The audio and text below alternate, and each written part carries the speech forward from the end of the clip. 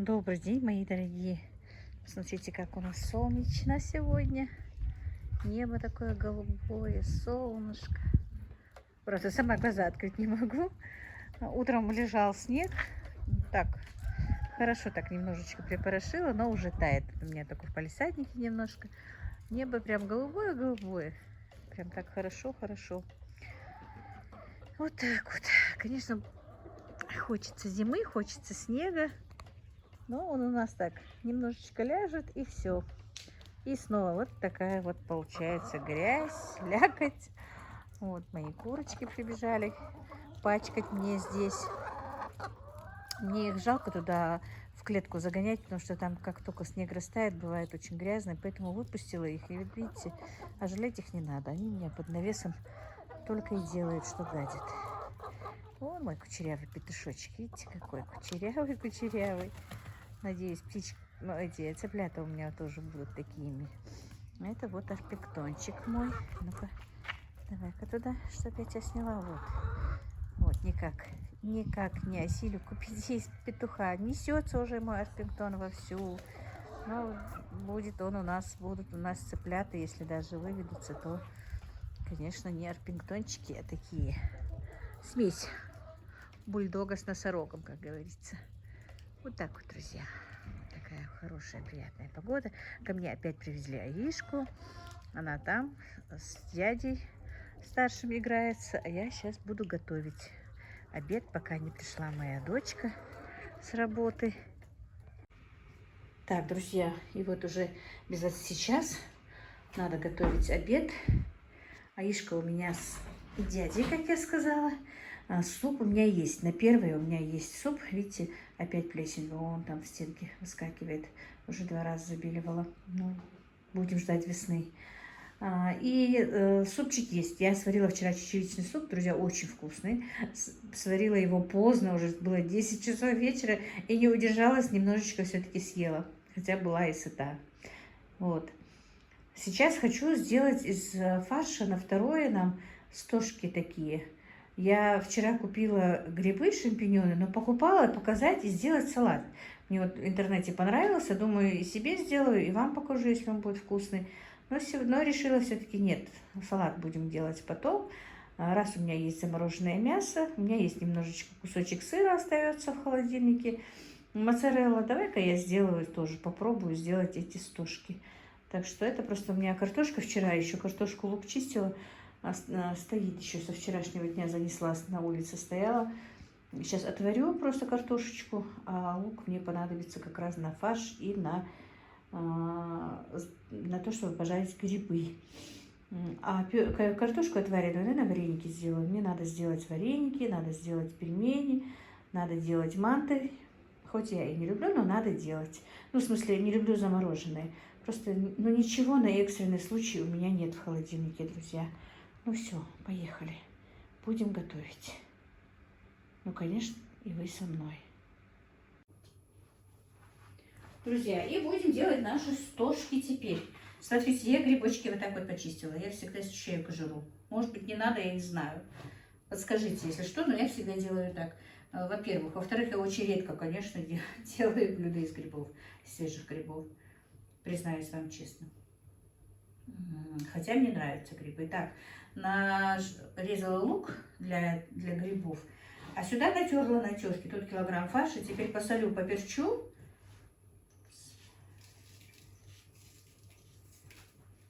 Немножко красного перца и черный. Приготовлю фарш, поставлю, пусть постоит.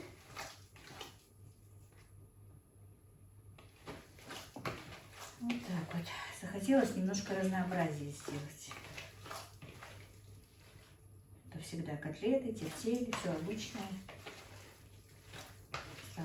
Подумала, у меня же есть ингредиенты. Если бы не было ингредиентов, конечно, бы не стала делать. Я так немножко стала скупердяйкой. Пока стараюсь обходиться тем, что у меня есть в доме. Ну, не покупать лишнего. Вроде бы ничего, все есть, альхамдулилlah. Не надо заморачиваться. Так, это вот теркой натирала, крупный лук попался.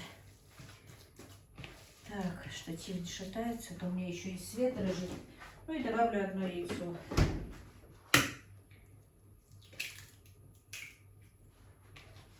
Чтобы держала форму, наверное. Я уже даже и не помню. Я так как-то и просто посмотрела и все, не запомнила, что да как. Вроде бы думаю, да, это все легко. Вот так вот, мои хорошие. Друзья, комментарии все пишутся в личку. Тоже общаются со мной, но и новые подписчицы. И всем интересно. Ну, я одним роликом, конечно, я и не знала, что так сильно все заинтересует.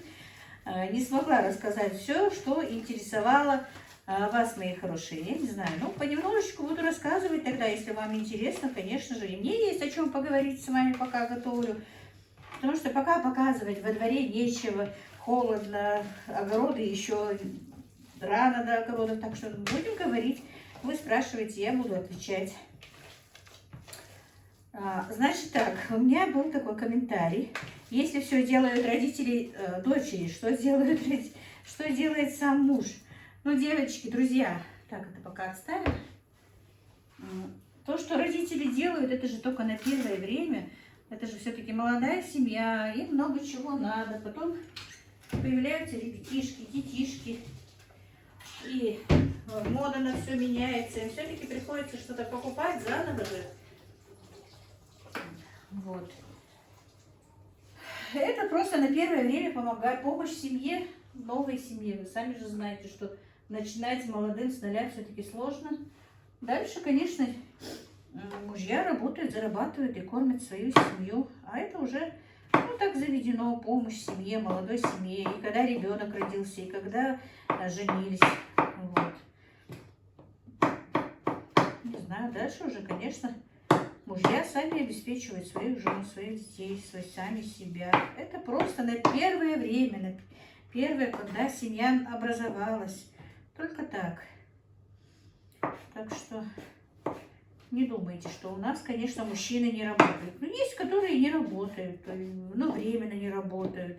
Есть семьи, где работают женщины, мужчины сидят дома, потому что ну, на какое-то время или нет работы. И что все равно в основном мужчины все-таки, конечно, работают. Работают, зарабатывают.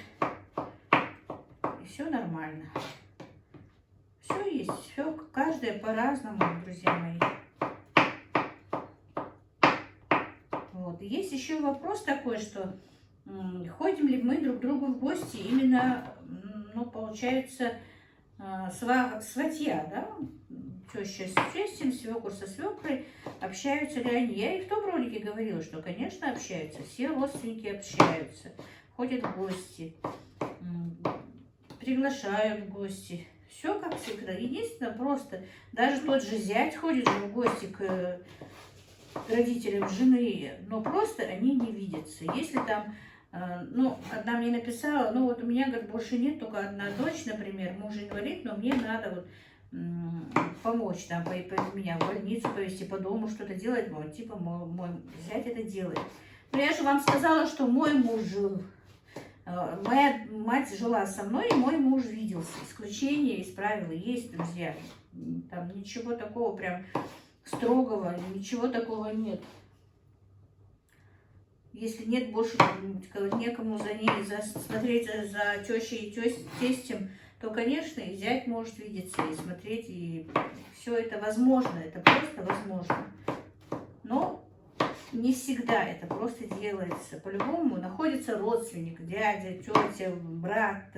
У них бывают свои дочки, сыновья, которые могут это сделать. Но на крайний случай, то, конечно, да. Вот такие вот дела. Так, был у меня еще вопрос, что как вот родители родители дочки не знают, куда выдают замуж, и просто так говорят, да нет, конечно, вы что? Обычно же вот как, знакомятся сначала, девушка с парнем знакомится, особенно вот в последнее время. Раньше, может быть, еще как-то, даже в мои времена, могли девушка с парнем узнать там буквально на смотринах, например. раньше не быть знакомыми. Ну и тогда бывали знакомые, сами девушка с парнем знакомятся. Ну вот будем говорить сегодняшние, например, нынешние времена. Сейчас вы сами знаете, что Инстаграм, интернет, телефон, все они на этом сидят, знакомятся, общаются. Во-первых, они учатся, работают и где-то узнают друг друга. Да, конечно, как и у всех обычных людей. Они знакомятся, они общаются. Они могут и в кафе пойти, но об этом, конечно, родители не знают, что вот они там, их дочка, сын общаются где-то в кафе, встречаются, могут пойти. Но не обязательно, опять-таки, все. Есть, которые вообще не пойдут в кафе с парнем, например, не будут с ним так общаться. Ну, как-то парни начинают находить место, где приходит, где она работает, эта девушка, если где-то увидела, или кто-то их познакомил, или они сами по телефону познакомились. Ну, буквально минут 5-10 они могут где-то поговорить, но опять-таки не в людном месте, а вот где их видят просто, понимаете? Они не уединяются ни в коем случае. В кафе, если то открытое кафе, просто посидеть, чайку попить. Опять с подружкой. Редко какая девушка может пойти с парнем одна в кафе. Вот. Может быть, и ходят, не знаю. Ну, я видела, я работала в кафе, бывает, что и одни с парнем приходят. В основном приходят с подружками, сидят, с подружками общаются, и с парнем. Это в порядке вещей. Вот так вот знакомятся сначала вот парень с девушкой. Они сами знакомятся. Потом, если парень решил все-таки сделать ей предложение, жениться на ней, об этом, конечно, они, наверное, сами между собой сговариваются, что вот он хочет прислать людей, если она согласна, то она говорит, хорошо, присылай. И уже потом это все начинается уже родственникам. Сын, он идет домой, но он обычно, опять-таки, не сын, не дочка, не скажут сами об этом. Он говорит там или сестре, или брату, или двоюродному брату, что вот так-то, так-то, есть там такая девушка, что он хочет на ней жениться. И уже с этого начинается. Вот, он это сказал. Уже родители парня начинают узнавать, что, как, что за семья, что за девушка, что как родственники, есть ли родственные связи между этими двумя тейпами, между двумя фамилиями, что из себя представляет парень. Из-за того, что они его не видят, это же не значит, что они не должны узнать, чем он занимается. Подключается молодежь, подключаются старики, узнают, что за парень, узнают с этой стороны. И одновременно же ну, сначала будем про парня говорить. Они вот узнают, что за девушка, какая у них там, какой тип, есть ли родственные связи, есть ли какие-то, ну, может быть, какие-то споры, даже фамилии в тейпе были. Можно ли на ней жениться. Это уже делают, молодежь узнает свое по-молодому, старики узнают свое. Потому что республика маленькая, практически нет ни одной семьи, чтобы мы не были друг с другом родственники, понимаете? И по-любому найти, узнать это не проблема. В течение 24 часов подноготную любого человека можно узнать без полиции у нас. Сарафанное радио работает хорошо. Вот. И потом вот все, если они согласны, если они, ну, если вдруг там на этой девушке нельзя жениться, конечно, парню не дают на ней жениться, говорят, что нет, это не то, что, ну, это бывает крайне редко, конечно, но бывает. И дальше ходу не дают. Все, он не может на ней жениться, и по каким-то причинам все, он не женится. Вот так вот, друзья. Потом, ну все, у парня, например, если все, согласились жениться, ну, жениться на этой девушке со стороны парня, если они согласились, то значит, ой, налила масло. У меня дочка говорила, что масло не надо наливать, пока вода не выпарится с грибом, но ничего. Если, и потом делается, знаете как, потом посылается кто-то, ну, дальний родственник уже, вот парней, дальний родственник парня, посылается уже к родственникам девушки, чтобы сказать, что вот такой-то, такой-то, такие-то, такие-то хотят засватать вашу дочку. Они приходят к ним, вот просто так, они даже не заходят, они даже ничего, просто первое это говорится, Потом сказали, потом уже мама спрашивает дочку: ты знаешь этого человека, вот такой-то, такой-то пришел к тебе свататься, то-то, то-то. Ну, если девушка знает его, значит, если это самое, она говорит, что знает, что, ну, по идее, согласна, она, конечно, не говорит. Обычно у нас говорится, что как вы хотите, так и будет. Если вы согласны, то я согласна. Понимаете? Не говорит, что да, я согласна, выдай меня за него замуж. Обычно говорят так: ну, если вы согласитесь, то я согласна. И все, ход делу пошел, например, девушка согласна, мать уходит говорить отцу и братьям, что вот так-то, так-то, она согласна туда. Уже потом родители, конечно, девочки начинают смотреть фамилию этой мальчика уже, парня.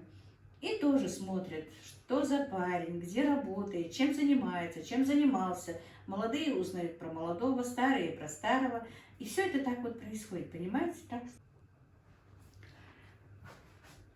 Так, и сторона девушки, если разобралась, все узнала, что да как, и уже они хотят выдать дочку замуж, то они уже вот, посылают, вот, кто пришел к ним, посредник, к нему посылают человека.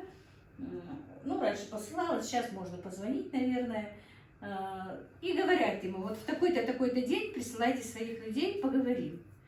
Вот в намеченный день они там готовят угощение, приезжают те люди, они обговаривают, разговаривают, что-то делают.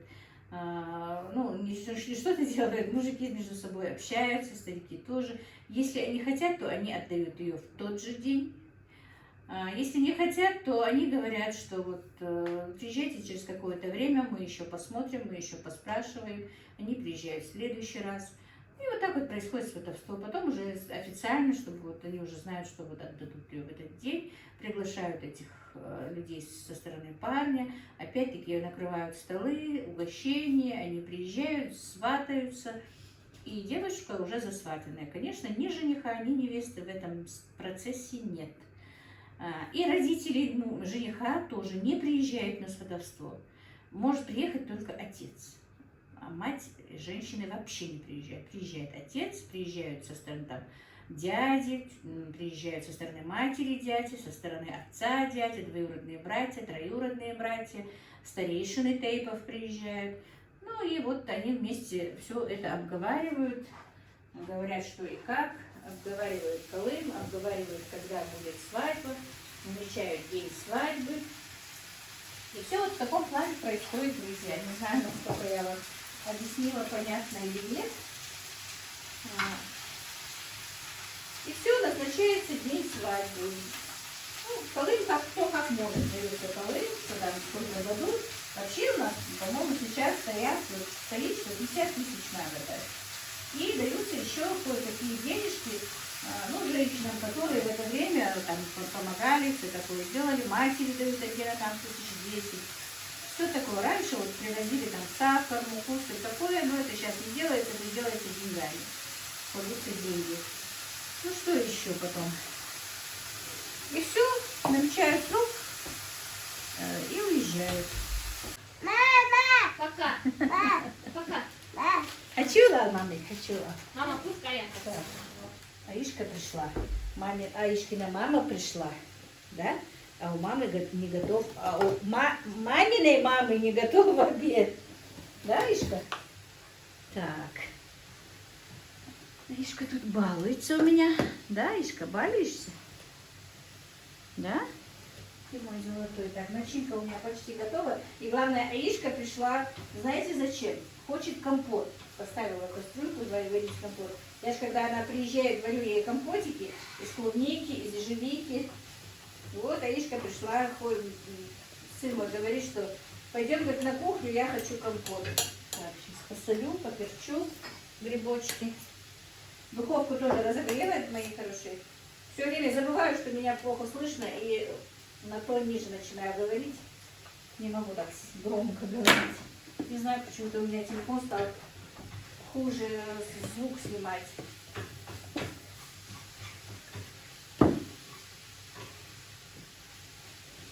Так, ну начинка почти готова. За это время я приготовлю мясные, ну это или гнездышки, листочки, я не знаю, как это называется. Аишка, осторожно.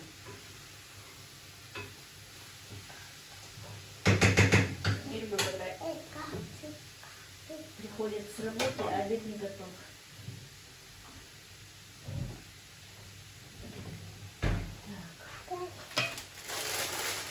Еще пергаментную бумагу положить, чтобы не прилипли к сковороде. Вот, ну, в форме. У меня нет фольги.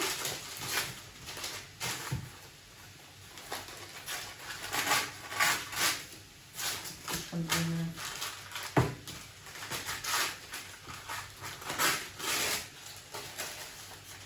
Да, Ишка? Ты мамин золотой малыш? Нет. Нет? Как нет? Ты мамин золотой малыш? Хаал, мамик, хаал. Нет? Да. Нет. Да. Нет. Да. Нет. Ты мамин золотой малыш. Да. Да? Ты порядок сделала, мамика? Ты сделала дома порядок, Ишка? Хаал, мамик, хаал. Хаал. Поставила супчик разогревать вчерашний, чечевичный. И главное, сегодня заходит Мадина, говорит: мама, я так хочу кушать, а у меня не готово. Ну, сейчас минут 30, пока первое поедим, пока поболтаем, наверное, истошки будут готовы. Да, Ишка? Да, Ишка?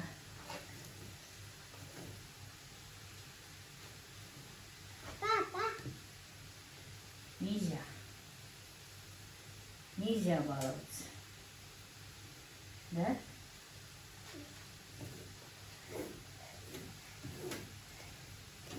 Сейчас я пока шарики сделаю, а потом сделаю углубление и положу начинку.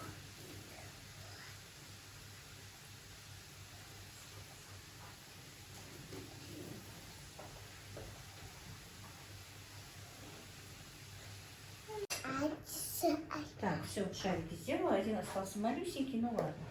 Так, начинка, наверное, уже остыла.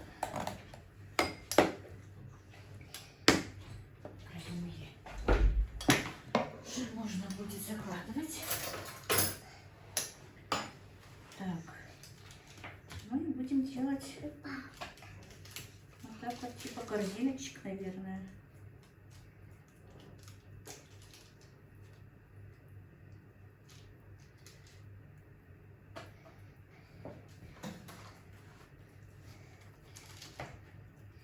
Сделаем бортики, чтобы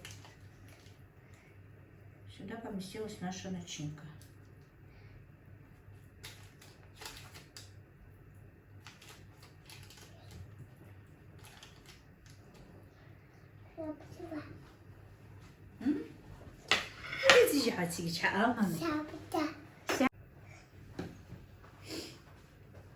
Ишка. Ой, Ишка. Да, пожалуйста. Мало, пожалуйста. Мало. Пожалуйста. Паша. Пожалуйста. تعال مستوى ماما ينمخات تعال пожалуйста. تعال يا Папика.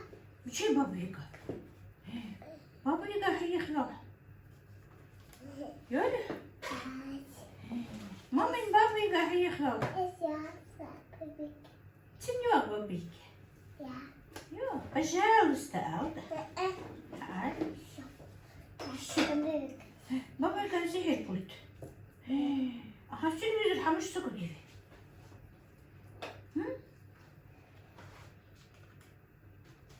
بابا يقع سيبولتي هذي يهي بابا يقع унес пульт, да? А теперь как мы будем телевизор включать? А, маме? Ух ты, нашелся пульт, да? Ты забрала пульт. Прячет пульт и говорит мне: баба Яга забрала пульт. Ага, телевизор حمش سوق جيبي. كانوا حاجة مشتري.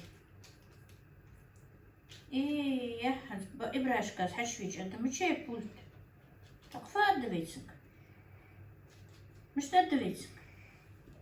Баба Яга зихай отдыви. Иси.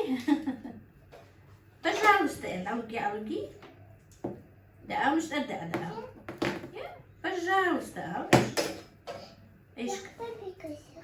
Побыкайся. Прячет путь и опять будет побыкайся. Побыкайся. Ехай, побыкайся. Пожалуйста, Алда. Эшка, спасибо. Эшка. Эшка. Спасибо, Ал. Спасибо. Пожалуйста, Алда. Нет. Все? Нет, будет. Ну, чихай. Побыкайся. Еще. Отсюда ты. Как мы будем смотреть телевизор? Пусть телевизор. Так, все. И теперь будем ложить начинку сюда, да, Мишка? Вот так вот.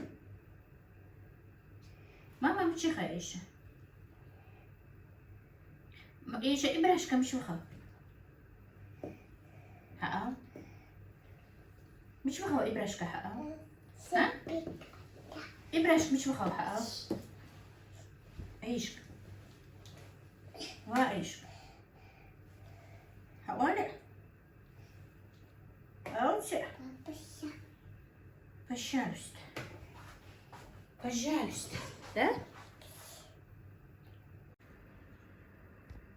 И вот, мои дорогие, вот так вот я начинила, видите? Грибы очень вкусные, попробовала. Сейчас их надо майонезиком. Вот так вот.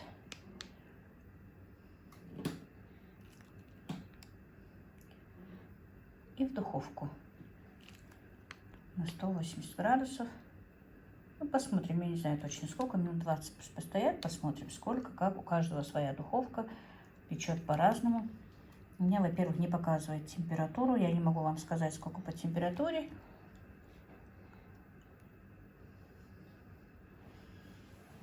И почти когда будет готово, минут за 5 до готовности, я добавлю сыр. Так, одной рукой, конечно, неудобно.